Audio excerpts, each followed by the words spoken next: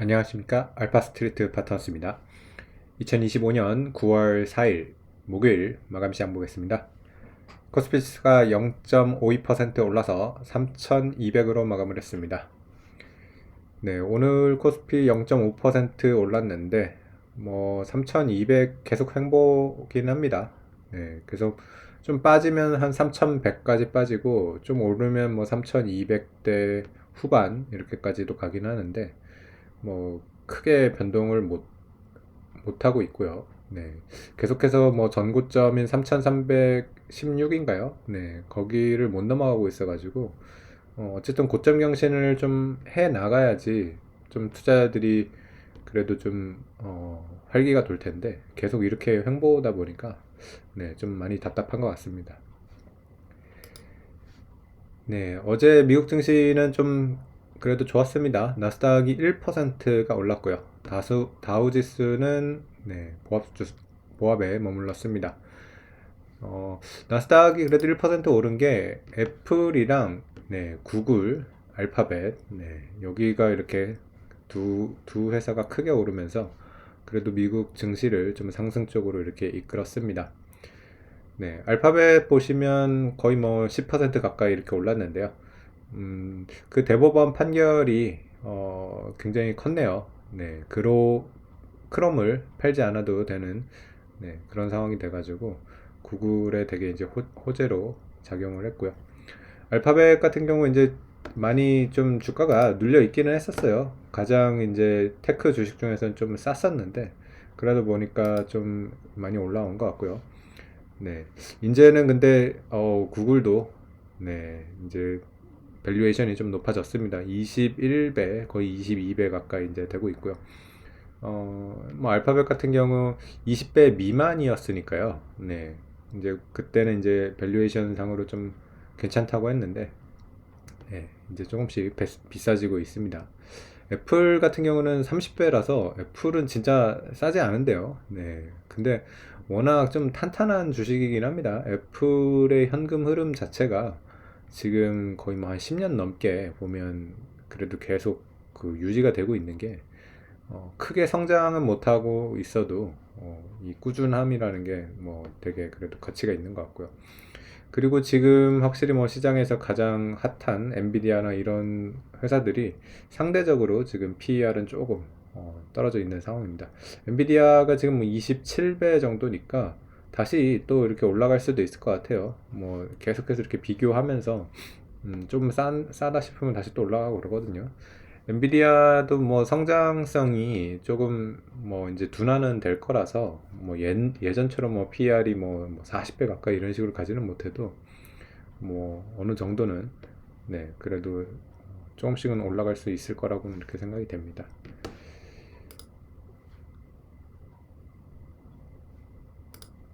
네, 그래서 어제 보면 애플이랑 알파벳 두 회사가 이렇게 크게 올랐고 다른 종목들 보시면 브로드컴 그리고 테슬라 그리고 월마트, 코스트코 이 정도 회사가 1%대 이렇게 올랐던 것 같습니다. 어제 좀 하락했던 종목 중에 보시면 엑선모빌이랑 쉐브론이 2%가 넘게 이렇게 하락을 했어요. 이게 보면 WTI가 진짜 안 올라와요. 보면 지금 석유 가격이 다시 좀 떨어져가지고 63달러대로 이렇게 떨어졌거든요. 최근에 한 65달러까지 이렇게 올라왔는데 지금 확실히 중동 쪽에서도 계속해서 좀 증산을 하고 있고 그래가지고 네, 석유 가격은 좀 걱정을 안 해도 될 것 같습니다. 어떻게 보면 이게 참 트럼프가 그래도 하나 잘하고 있는 거는 네, 이런 국제 유가가 굉장히 지금 안정적이에요. 그러다 보니까 미국의 이제 물가에 대한 부담은 좀 많이 덜어진 그런 상황이고요. 관세만 계속해서 이제 조금 문제가 있기는 한데 그래도 유가가 훨씬 더 중요하니까 유가가 이렇게 안정이 돼 있으면 물가가 그렇게 크게 올라올 것 같지는 않습니다. 네, 그래서 미국 종목들은 이 정도 움직임이 있었고요. 나스닥 이렇게 올라오면서 다시 이제 사상 최고치 대비로 한 1.5% 정도 이렇게 빠진 그런 상황이 됐고요. S&P랑 다우 같은 경우는 한 1% 정도 이렇게 빠져 있는 상황입니다. 그래서 미국 증시는 언제든지 다시 또 사상 최고가를 노려볼 수가 있을 거고요. 여기서 뭐 한 1, 2%만 더 올라가도 다시 또 고점을 뚫고 가니까 여전히 상승 흐름은 이어진다고 이렇게 봐야 될 것 같습니다. 다만 뭐 기울기 자체는 굉장히 낮기는 한데 그래도 올해 보면 확실히 4월 달 이후로 계속해서 꾸준히 잘 올라가는 그런 모습입니다. 네, 상당히 이렇게 기울기가 완만해지긴 했는데 그래도 꾸역꾸역 이렇게 올라가는 그런 모습이에요. 네, 반면에 지금 코스피는 고점을 뚫지는 못해가지고 그게 좀 답답하죠. 만약 코스피도 3,300을 뚫고 조금씩이라도 올라가서 뭐 3,400, 3,500 이런 식으로 가면 상당히 더 흐름이 좋을 것 같은데 확실히 좀 미국 증시에 비해서는 좀 걱정거리도 있고요.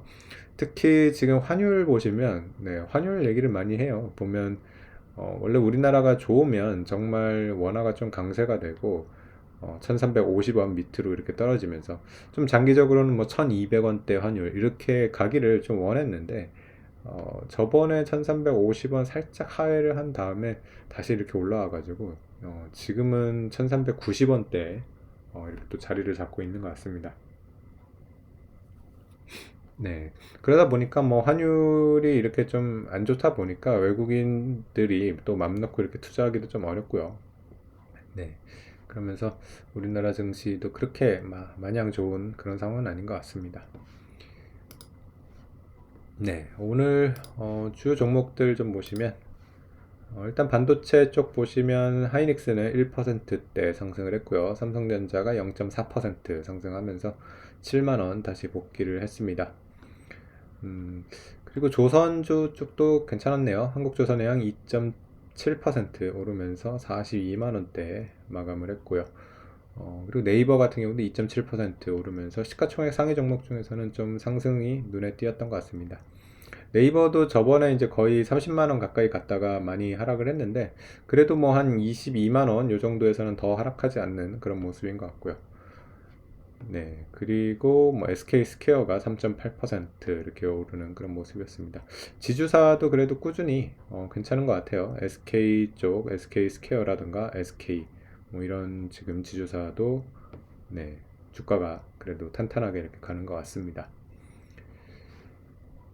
네.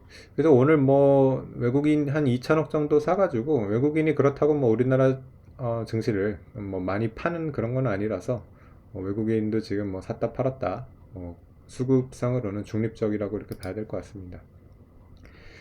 네. 그래서 우리 증시가 지금 뭐 거의 두 달 이제 넘게 3,200에서 이제 횡보를 하고 있어가지고 상당히 좀 지겨워지고 있는데 이제 좀 이평선들이 올라왔어요. 보면 60일선 같은 경우 이 정도 올라왔기 때문에 이렇게 계속 횡보를 하다 보면 어떻게 보면 이제 또 이게 지지가 되는 그런 느낌이거든요. 그래서 3100 밑으로 지금 잘 안 빠진다.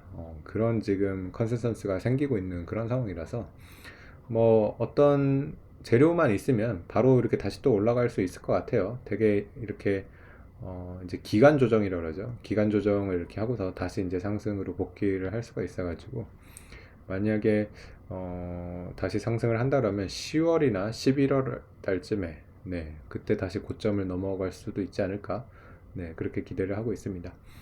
네 어쨌든 뭐 계속 우리 증시가 고점 돌파를 못하고 있어가지고 좀 아쉽기는 한데 뭐 시간을 기다리면 네 조만간 다시 또 그래도 좋은 소식을 볼 수 있지 않을까 네 그렇게 생각을 합니다. 네 오늘 시장은 여기까지 하겠습니다. 감사합니다.